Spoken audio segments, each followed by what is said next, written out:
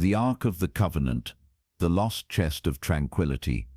For centuries, the Jewish people have been searching for a mysterious chest. A chest so unique that even the CIA once scoured the world to find it. A chest that, if in the hands of an army, would make that army invincible. A chest that is surrounded by countless stories of miracles, blessings, and divine power. A chest you may have heard about many times in history. And yes, it is real. But what is the story behind this chest? Let's understand. The Quranic mention.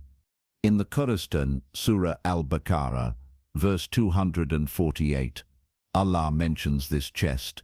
And their prophet said to them, the sign of his kingship is that there shall come to you the ark, in which is assurance from your Lord, and a remnant of what the family of Moses and the family of Aaron left behind, carried by the angels. Surely, and this is a sign for you if you truly believe. This chest is known as the Ark of the Covenant, or in Islamic tradition, Taboot-e-Sakina, the chest of tranquility.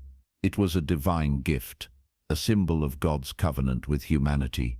Within it were sacred relics, portions of manna, the staff of Aaron, and the tablets of the Torah. And wherever it was, it brought peace to hearts and strength to armies. Whoever possessed it could not be defeated. The power of the Ark. Now imagine yourself in ancient times. You belong to the children of Israel. Your faith is weak. Your loyalty to the king is uncertain. Suddenly, God sends you this miraculous chest, carried by angels, filled with divine signs and blessings. How much would your faith strengthen? How certain would you become that your king is chosen, and you must stand by him? That is exactly what happened with the children of Israel. According to Tafsir Ibn Kathir, this chest was a wooden box overlaid with gold.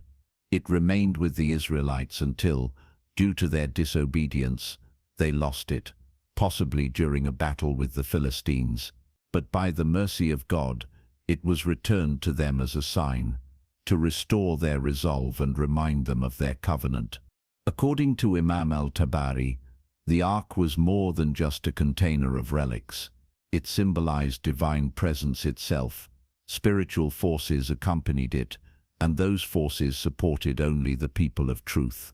Modern obsession, CIA and Project Sunstreak. Centuries later, the mystery of the Ark captured not only religious minds, but even modern intelligence agencies.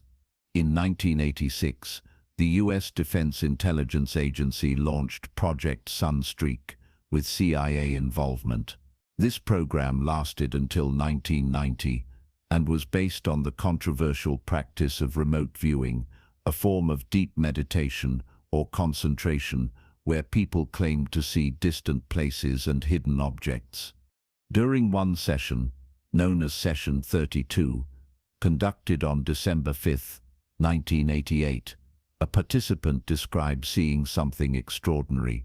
Without being told what he was looking for, he reported a golden chest containing relics, guarded by entities, located in a damp place in the Middle East, where people spoke Arabic.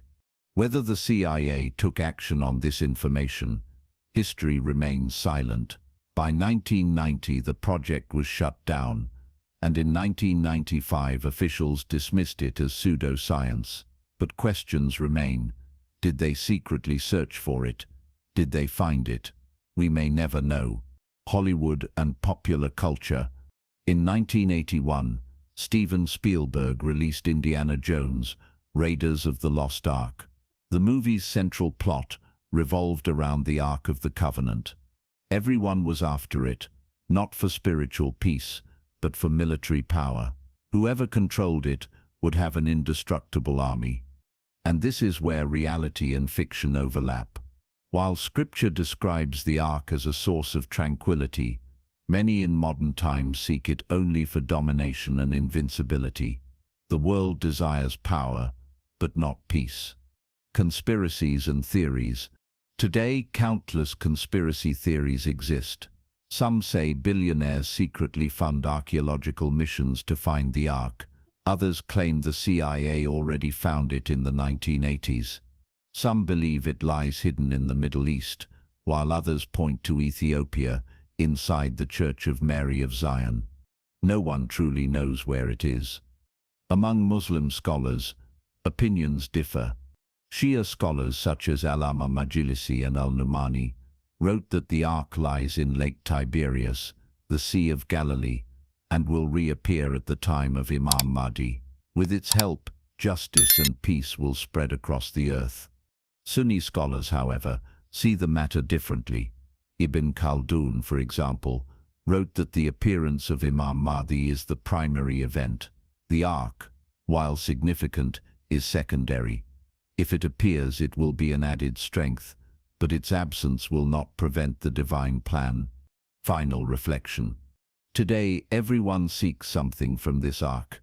Some seek invincible armies, some seek worldly power, some seek hidden relics, but very few seek what God promised through it, faith and tranquility of the heart.